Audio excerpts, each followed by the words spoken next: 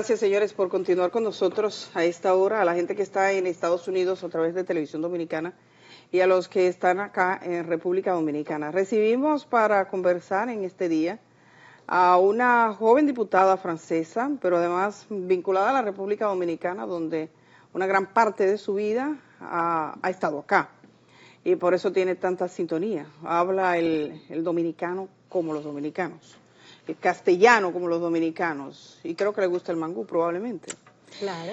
Leonor Carua está con nosotros este día. Gracias por estar en esta jornada para todos los dominicanos, sobre todo que viven fuera de nuestro país. Muchas gracias por invitarme. Siempre un placer estar de regreso a mi isla y un placer estar con ustedes. Bueno, sabemos que eres diputada, una diputada joven. Cuéntale a la gente quién eres, cómo has llegado, los que no te conocen, así es, de una forma breve y didáctica. Claro que sí. Yo me llamo Leonor Carua, soy franco-dominicana. Nací en París, pero crecí aquí, en Santo Domingo. Estuve en el Liceo Francés toda mi vida, toda mi escolaridad. Sí. Y cuando me gradué del colegio, hice mis estudios en Francia y así logré ser electa diputada por los franceses que viven en toda América Latina y en el Caribe, o sea, diputada de la diáspora. Yo sé que eso aquí no existe, pero hay muchos países que tienen esta función y a mí me parece muy interesante que los franceses que viven fuera de Francia sean representados. Y entonces estoy aquí en República Dominicana con un ministro francés, el ministro del Comercio Exterior francés, bueno, para estrechar los vínculos que hay entre Francia y República Dominicana, y quién mejor que una franco-dominicana para hacer ese trabajo. ¿Y cómo fue que te dio por la política? Mira, fíjate que ustedes estaban presentando un documental sobre la dictadura, sobre Trujillo, y eso es algo que a mí siempre me ha tocado mucho porque en la familia dominicana de mi mamá estuvo involucrada contra la dictadura, obviamente. Mi abuela me contaba las historias de los zinc, de los cepillos negros, sí, y de lo que fue vivir en dictadura. Y yo siempre desde pequeñita tuve una conciencia muy grande de la necesidad que es luchar por los valores, luchar por la democracia. Mi mamá trabajaba en participación ciudadana cuando yo era pequeña y eso siempre fue algo que yo tuve en mí. O sea que yo soy política francesa, sí, electa francesa, pero mi fibra política nació aquí y es de aquí. Y bueno, ser política francesa en Francia, ¿cómo le ves? O ser político en Francia respecto a ser política en República Dominicana. Bueno, yo no sé cómo es ser política en República Dominicana, pero lo que puedo decirte es que incluso en Francia, donde uno se diría, bueno, las instituciones son sólidas, las elecciones son democráticas, etcétera, siempre hay un riesgo de los extremos, de la polarización de la vida política, del negacionismo histórico, de volver sobre cosas que son evidencias, y eso es algo que vemos a través del mundo, que vemos también en Estados Unidos, que vemos en muchos países. Entonces yo creo que en ese sentido el combate político es un combate global, es un combate que tenemos que hacer todos sobre la verdad contra las falsas informaciones, la democracia contra el autoritarismo, el respeto del derecho internacional contra los que quieren llevarse el canal de Panamá o Groenlandia. Y esas son cosas que, bueno, sí, son internacionales. Ahora mismo decía una política española, se trata de mantener lo básico, el respeto a los derechos humanos, la participación de las mujeres, todo este tipo de temas. Sí, porque no es porque uno está en un país democrático como es la República Dominicana o como es Francia, que esos combates no tienen todo su lugar y hay respetos de minorías, el respeto de los derechos de las mujeres también, pero incluso más allá, el pluralismo político, el hecho de que todas las voces sean escuchadas y que no entremos en populismo. Ese es el riesgo. Ahora mismo hay una subida de los movimientos populistas de extrema derecha, pero también de extrema izquierda en toda Europa. Yo creo que es muy importante poder mantener esos valores. Y en Francia lo vivieron, hubo un susto, los franceses tuvieron un susto del proceso electoral. A mí me llama la atención que sea Francia, cuando uno va a Francia, que va a sus museos de resistencia, que apenas tenemos uno, ve en ciertos lugares donde está, digamos, se recupera la memoria y uno encuentra la participación de las mujeres en la Revolución Francesa, las mujeres en la parte democrática, en la lucha internacional por el derecho al voto, y entonces encontrar que la ultraderecha tuviese tanto avance. ¿Por qué crees que se ha dado esto? Mira, te voy a decir lo que me decía mi papá cuando yo le hacía esa misma pregunta cuando yo era adolescente. La historia es pendular y los pueblos se olvidan. Y yo creo que lo importante también, el trabajo que tenemos que hacer nosotros y que hacen ustedes los periodistas, que es esencial. De hecho, cuando un país está yendo hacia la dictadura, a los primeros que atacan son a los periodistas. Y ese trabajo de explicación, de contar la historia, que hacen también los profesores, los maestros, es esencial y a la gente se le olvida. Y bueno, la gente tiene sus preocupaciones. En Francia, la subida de la extrema derecha corresponde también con un sentimiento de que el costo de la vida está elevado, de que hay cosas, valores que la gente no entiende. O sea, yo no critico a los que votan por la extrema derecha. Yo lo que pienso es que es nuestra responsabilidad aportar soluciones otras y también explicar cuáles son las mentiras que esos partidos vehiculan a veces. Y no, y dicen a veces también que los antiderechos como que corren más rápido. Es que si tú dices la verdad, tú tienes que explicar, siempre hay matices, los matices toman tiempo. Estamos en una época de lo inmediato, de las redes sociales, de que es o blanco o negro y nunca es gris. Y no es así. En la vida hay muchos tonos de gris y yo creo que es importante recordarlo. Sabes que me gustaría sobre un personaje, el presidente de los Estados Unidos, recién electo, tiene al mundo de cabeza en pocos días. Bueno. Visto como política francesa, sabemos que no solo Francia, sino Europa tiene una gran preocupación y nos gustaría que nos explicaras cómo se ve desde allá. Bueno, lo primero que hay que recordar es que Francia y Estados Unidos son aliados históricos a nivel de los pueblos. Francia apoyó a Estados Unidos en su revolución, en su independencia más bien, de la misma manera que siempre ha habido un entendimiento y un apoyo total y un apoyo también durante la Primera y la Segunda Guerra Mundial. Y eso es la base, porque yo creo que es importante diferenciar los pueblos, que son amigos, de los gobiernos que toman posiciones que a veces no son defendibles. La administración de Donald Trump está haciendo toda una serie de declaraciones y de provocaciones en realidad, tomando posiciones geopolíticas con las cuales no está alineada el gobierno francés, a pesar de tratar también de buscar lo que sí nos une. Entonces, es un movimiento de, digamos, de diálogo permanente con las administraciones. De hecho, el presidente Macron estuvo visitando al presidente Trump, diciéndole las cosas con las que sí estamos de acuerdo y las cosas con las que estamos en desacuerdo. Y más allá de eso, si me dejas un segundito más, no, es que yo creo que lo que está ilustrando la llegada al poder de la administración de Donald Trump es que Europa tiene que hacer precisamente lo que el presidente Macron dice desde hace ya 7 años, es aumentar su independencia, no ser tan dependiente de Estados Unidos y poder asegurar su propia seguridad. Entonces, eso si sirve de eso el contexto actual, pues será una buena cosa para Europa. En pantalla el presidente francés, que prácticamente está finalizando casi, ¿no? Sí, él tiene su segundo mandato, está en curso y termina en el 2027. Digamos que en el caso de él, las posturas que ha tenido públicamente, evidentemente tiene un desencuentro con el presidente estadounidense, pero pese a eso pudo sostener una reunión y salir bien librado, porque vimos lo que pasó con el presidente de Ucrania. Probablemente si hubiese sido con posterioridad, los temores diplomáticos hubiesen sido más. De las cosas que tú podrías rescatar del gobierno francés en política internacional, digamos, para manejarse en este contexto.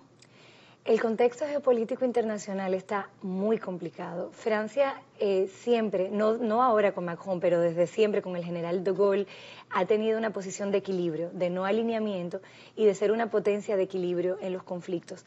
Ahora, hay cosas que son claras y cuando te hablaba de desacuerdos que tenemos con Donald Trump, por ejemplo, nosotros lo tenemos clarísimo, que en lo que está pasando ahora mismo en Ucrania hay un país que agredió a otro, Rusia agredió a Ucrania y Ucrania está luchando por su libertad y por su integridad territorial. Así de claro, eso no es lo que opina la administración de Donald Trump, pero a pesar de eso, lo importante es buscarle también una solución y llegar a la paz. Para nosotros la paz no es una abdicación, pero no puede ser una escala del conflicto. Entonces, esa es la posición, digamos, de Francia y de la mayoría de los países de Europa. Con lo que está pasando también en Gaza, sí. Francia está muy preocupada con la situación. Yo, como política francesa, estoy muy preocupada. Habíamos sido muy vocales para que se llegue a una cesación del fuego. El hecho de que Israel no lo respete es un verdadero problema y Francia denunció ese tema. Ustedes son parte de una comunidad un poco más amplia que es toda Europa, la Unión Europea. O sea, ¿cómo logran articular que los pasos de cada uno de estos países vayan en la misma dirección? Sí, porque no es un Estado federal, evidentemente Exacto. son muchos estados que son soberanos, que Exacto, tienen opiniones independiente. diferentes, que tienen también cambios de gobierno. Ahora mismo tenemos a un líder europeo, por ejemplo, a Víctor Orbán, o en Italia a Giorgia Meloni, que no tienen las mismas posturas que los otros líderes europeos y con todo y eso hay que lidiar.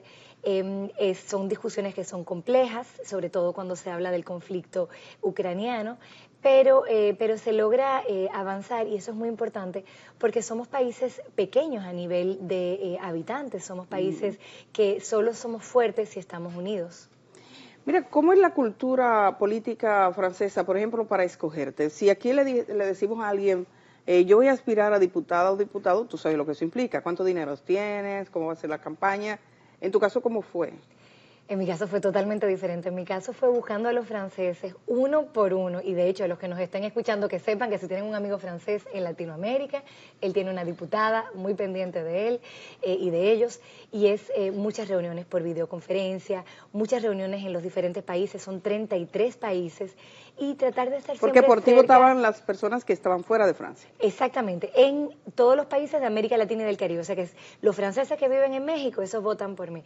Los franceses que viven en Argentina, en República Dominicana, etcétera. Y ganaste holgadamente, tengo entendido. Y gané, y de hecho tuve 3 elecciones porque... Sí, porque en una se anuló y volviste a ganar. Exacto, y después hubo una disolución y volví. O sea que eso de las elecciones se ha vuelto, digamos, muy usual cada año prácticamente. Espero que ya esté un poco tranquila durante unos años, pero lo importante es que cada una de esas campañas me ha hecho volver a estar cerca de la gente, siempre lo he estado, y yo creo que eso es lo importante, ser una diputada de proximidad a pesar de tener una circunscripción tan grande. Y bueno, ya que tienes contacto con la mayoría de países de América Latina, los franceses que representas de América Latina y el Caribe, ¿cómo es esa población?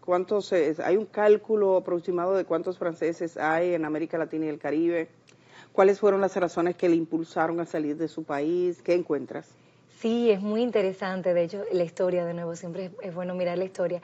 Hay unos 100.000 inscritos, serán mucho más, quizás el doble, en esos 33 países. La gran mayoría están en México, porque hay una historia muy fuerte entre Francia y México. De hecho, la Revolución Mexicana, una de ellas, se hace contra Francia. Y también hubieron varias olas de migración de Francia hacia México, de algunos pueblos, Barcelonette, por ejemplo, y esas comunidades son muy presentes. En otros países también vinieron muchos franceses después de la Segunda Guerra Mundial, franceses que huyeron a regímenes autoritarios, y yo creo que es importante en el contexto político actual en Francia, donde hay mucha crítica hacia los inmigrantes, donde hay un discurso populista del que hablábamos antes. Recordar que ellos viajaron. Recordar que nosotros también fuimos migrantes y somos migrantes en muchos lugares del mundo. Yo creo que eso es algo que no se dice mucho, pero que es importante recordarlo. Que es algo que parece que se le olvida a todo el mundo. Es que uno siempre mira la historia de manera, digamos, parcelar, pero muchos de nosotros somos migrantes. Yo soy el fruto también de una historia de migración, de mi mamá que se va a Francia, de mi papá que viene para acá a República Dominicana, y eso también enriquece las sociedades. Yo entiendo y respeto que cada país tiene que tener su soberanía y controlar sus flujos migratorios, pero hay que tener un discurso muy abierto sobre la inmigración y eso fue lo que hizo Zoe Saldaña, que me pareció muy acertado. Bueno, también no tratar al migrante como si fuera basura, como lo están tratando ahora. ¿Has visto las imágenes de las personas detenidas, sobre todo venezolanos, enviados por el gobierno estadounidense hasta El Salvador? Sí, que iban tratados de una forma, vi que un periódico norteamericano decía, la humillación como política de Estado. Sí, y eso es totalmente intolerable. Yo creo que la cuestión de la dignidad humana siempre hay que respetarla y nadie es ilegal. Las personas se van en búsqueda de mejores condiciones. Eso no significa que tienen derecho a irse, eso no significa que los países están obligados a acogerlos y que no pueden regular sus flujos, pero lo que sí es una obligación de todos es tratar a todo el mundo con dignidad. Sí, ahí estamos mirando estas imágenes. Sabes que aquí entrevistamos a la madre de uno de estos jóvenes. Hay varios testimonios de parientes que dicen que sus hijos no tienen problemas con la justicia, que no se explican cómo terminaron ahí. Muchos de ellos solo por el tatuaje, el prejuicio. Lo que hace el prejuicio, yo me imagino a ti que eres parte de un mundo diverso porque creciste y te educaste aquí en República Dominicana, sin embargo eres francesa. Cuando hablas con los franceses allá también, ellos están llenos de ideas de lo que puede ser un país de América Latina o de lo que somos los dominicanos. Ay, sí, ¿Verdad que sí? si tú supieras, hay una serie de falsas informaciones, un poco de caricaturas que circulan. En Francia se habla mucho ahora de la mexicanización de Francia, porque hay una ola de violencia con el narcotráfico que está llegando a Francia, y es verdad, yo no lo estoy negando. Pero hablar de la mexicanización, eso es muy prejuicioso frente a un país que tiene una cultura ancestral, que tiene una diversidad de muchísimas cosas que no se reduce A ese problema. a ese problema. Entonces yo creo que, de nuevo, es difícil matizar, es difícil decir que las cosas no son blancas o negras y explicar la variedad de las realidades y las situaciones, pero es importante hacerlo y ese es el sentido de mi compromiso político. ¿Cómo está el prestigio de los diputados en Francia y cómo opera todo este, digamos, a nivel legislativo, cómo trabaja, cuáles son las cosas que más se distinguen? Es muy complicada la situación hoy en día en Francia porque tenemos una Asamblea Nacional que está extremadamente dividida. Usualmente teníamos siempre a un partido de oposición y a un partido de mayoría y las cosas estaban bastante claras. Ahora no, ahora hay 11 grupos diferentes en la Asamblea Nacional y para lograr constituir mayoría hay que ir a ver cada grupo uno por uno y es un trabajo muy complejo. Pero yo creo que a pesar de esa inestabilidad y de algunos partidos extremos que de nuevo están en una polarización, porque de eso viven, de la polarización. Del lío. Del lío, exactamente. Yo creo que somos una mayoría de parlamentarios, quizás no demasiado vocales, quizás tenemos que hablar más fuerte, que lo que queremos es que nuestro país avance, que queremos construir soluciones para nuestro país. ¿Qué gana un diputado francés en términos salariales? ¿Y tienen barrilito, esas cosas No, todo es completamente transparente, completamente. Cuéntame, ¿cómo es eso? Y es importante, bueno, un diputado francés tiene su indemnidad parlamentaria, que es lo que, Sí. como quien dice, su salario. Después tiene... ¿A cuánto asciende un salario de un diputado francés? Sin impuestos es como 4.000 y pico, o sea, porque después tú pagas los impuestos. Después unos 250.000 pesos aproximadamente. Más o menos, exactamente. Después tú tienes un tema que es un sobre para contratar a colaboradores, pero siempre es el mismo para todo el mundo, de todos los partidos. Para tener una mismo, oficina. Para tener una oficina y sobre todo para poder tener asesores y personas que te ayuden a ¿De cuánto realizar estamos tu misión. hablando? Estamos hablando también, depende, porque sin impuestos, pero un poco más, como de 8.000. 8.000 euros. Todo eso, la cifra la tienen mensual, exacto, porque de ahí tú sacas 2 salarios, si tú coges 2 asesores, aproximadamente o 3, medio que millón vienen de pesos. ganando más o menos lo mismo que tú, o sea, un poco menos, pero ese es el, digamos, el sobre. Y después tú tienes la posibilidad de que te reembolsen lo que tú gastas para tu mandato, pero dentro de un límite también. Es más o menos eso. O sea que es bien limitado. Si tú miras lo que gana un diputado europeo, es 2 veces más, por ejemplo. El diputado europeo. El diputado europeo, claro que 2 sí. veces más. Más o menos, sí. Y eso, algo así, no se llamará barrilito, pero algo así no existe. No, no existe. Antes sí. Si tú supieras que se anuló hace poco, antes existía, pero en el 2017 se pasó una ley de transparencia total de la vida pública francesa. ¿Por qué lo quitaron? Porque eso favorecía, de cierto modo, una forma de clientelismo. Entonces, eso fue lo que se opinó. Hay personas que creen que no, que creen que eso es importante porque eso les permite ayudar a asociaciones de su territorio. Hay otros que dicen que sí. Es todo un debate. Yo llegué a la política cuando ya eso no existía, o sea que no te puedo decir si es útil o no. Yo nunca lo he tenido. Y luego está el tema, por ejemplo, de las exoneraciones. Exoneraciones. ¿Cómo hacen el tema de los vehículos? Eso te lo reembolsan. O sea, dentro del monto te pueden reembolsar el vehículo, digamos el leasing, si tú tienes un leasing o algo así. Pero no hay vehículo de función, no hay, digamos, temas particulares en ese sentido. Es bastante, de nuevo, todo súper transparente.